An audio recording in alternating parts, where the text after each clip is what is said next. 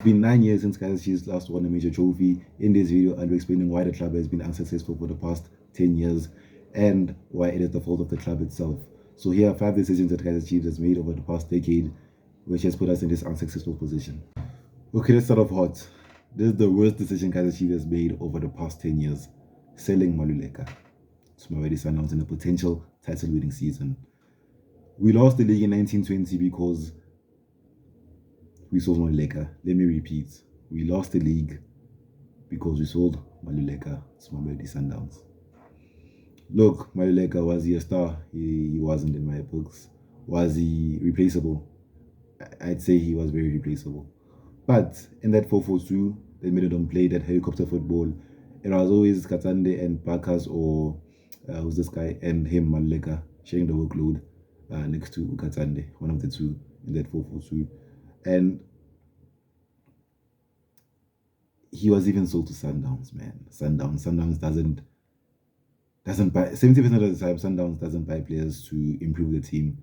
70% of the time, Sundowns buys players to make other teams weaker and make the PSL easier for them. They didn't need Lodge, they didn't need Maluleka, they didn't need Kutumela, they didn't need Mendieta. They didn't. And part of the reason why Maluleka left was because of his contract was expiring, I think, and he wanted a higher salary. Okay, I understand it's not the club's fault, but you just could have said no.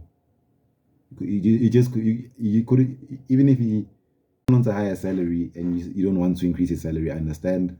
It's not your fault, but you could have just told him no, just stay until the end of the season and we'll see where you take it from there. Don't sell him. When you sell a player, go to stay until the end of the season.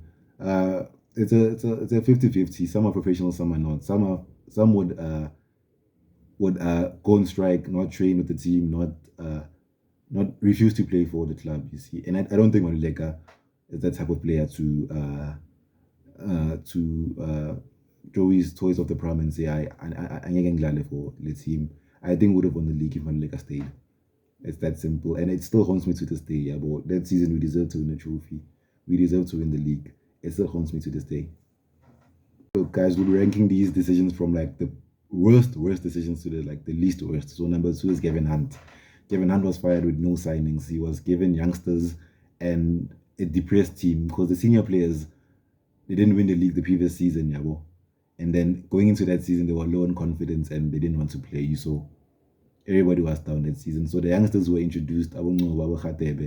They had depressed seniors to look up. They had depressed senior players to look up to. So it was a mismatch that season. He was working with absolutely nothing, and we still finished in the top 8, I think, with Gavin Hunt.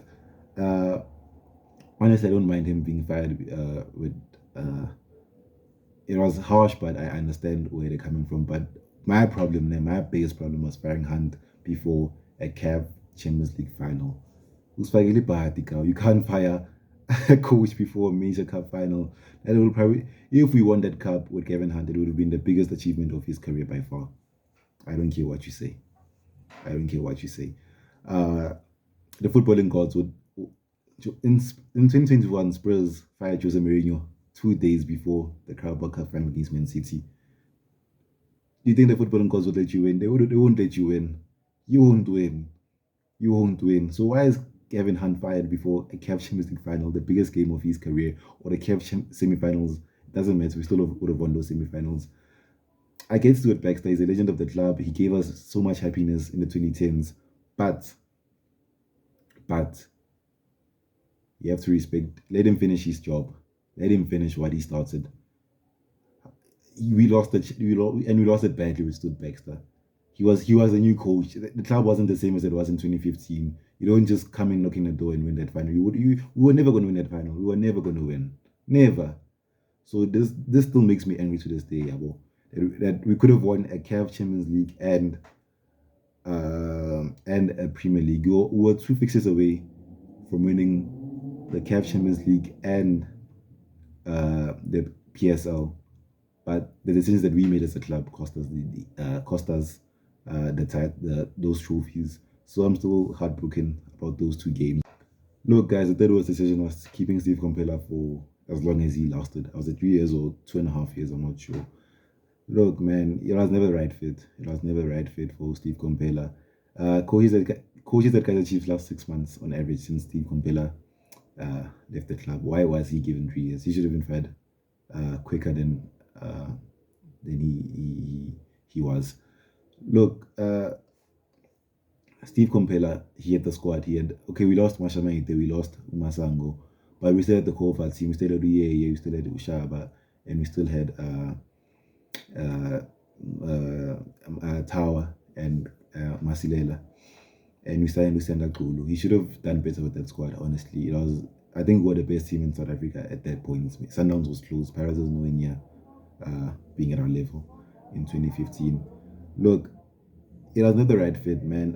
The sad thing is that Steve, I respect him as a person and as a person, like as a speaker, that he's very well spoken, and I love that about Coach Steve. But it was not the right fit with Chiefs, man. He's the reason why Kaizer Chiefs is where it is today. Yeah, well, because if you fired him after 1 year and got, I don't know, a real coach, then we would have been more successful because we still had that winning mentality and that winning squad.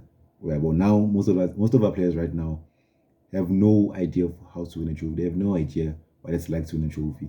But if it was in 2015, 2016 and we fired uh, Steve and then put in a better coach at that time, then we would have won a trophy.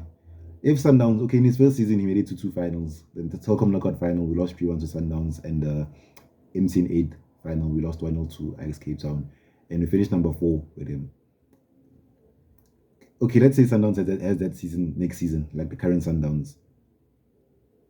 He'll get fired. He'll get fired. He'll get fired. Like Sundowns, what it is today, it's what Chiefs was in 2015, like dominating South African football. And Steve Komphela is the main reason why we are today, because none of our players now have a winning mentality of winning trophies. So it will be very hard to win trophies. But if you put a new coach for Aboshaba, then definitely we would have been winning trophies if you put a better coach for that team that had a winning mentality at that time. Here's the fourth decision.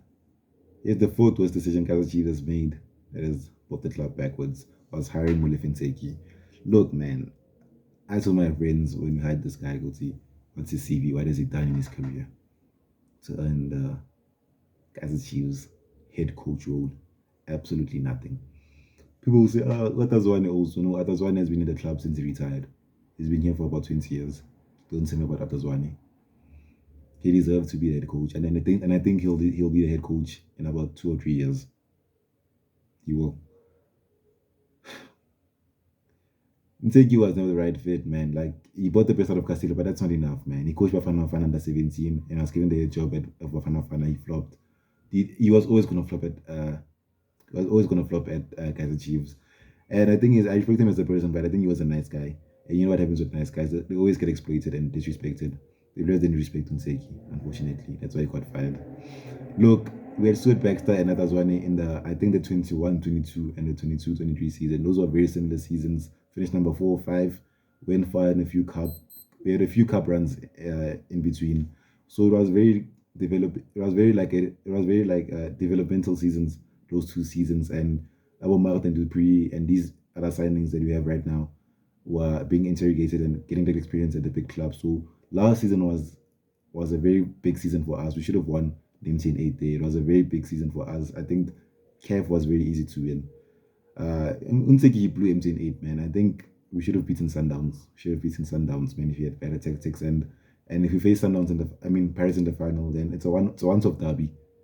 That was a different game, man. I don't if Chiefs is number 15 and Paris is number 1 in the league, I still fancy Chiefs to beat Orlando Pirates in the final because it's a derby. Derby is a different game. Even in Kobo, like a person can't play football, would be up for a derby because it's a big game and you always have to be up for a derby. So Nsegi, man, you put us back. Now it's another this season is now another developmental season because of Molefi Ntseki blowing his chance last year.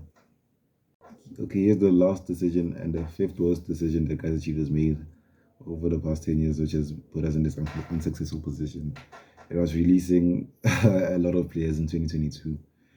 In 2022, I have the list here. It was Akpe, Cardoso, Bakas, Nukovic, Castro, Kambule, Manyama, Zuma, Mphahlele.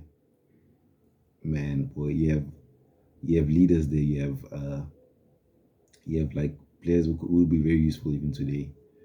Kalango, Zuma, and Nukovic, and Manyama, and Akpay. Like, okay, Stoneback had a very big squad, and it had a very big squad, and some players had to be cut down. I get Manyama and Nukovic had, well, always injury prone, but you don't release that amount of players, man.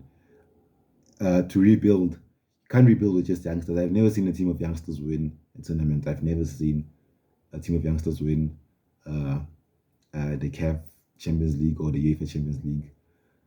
If anything, veterans when you Benny McCarthy won the league when he was about 30% body fat.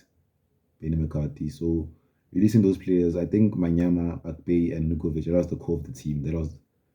They should have stayed, honestly. They should have stayed. We've never replaced Nukovic ever since. We've never replaced Manyama. Manyama was, I think he was finished, but that experience to, he gave experience to Ngobo and Kosipile Ngobo, Tanzania, and he's very well liked, Umanyama. I have never seen anyone say anything bad about Umanyama. Akpay, keepers age differently. Keepers age very differently. So I think he still will be good enough to be a keeper for Chiefs. Better than Kune, better than Peterson, better than Umvuma. There, I said it. I think now we've signed the TS Galaxy goalkeeper, so I think we're good. But yeah, man, and this decision, I think it's something you can debate me on because I'm not that serious about it. But I think you can't release that amount of players, that amount of player that that's a lot of players to release. That's a lot of players to release. I hope you guys like the video. Please like, subscribe, and comment. I'm out.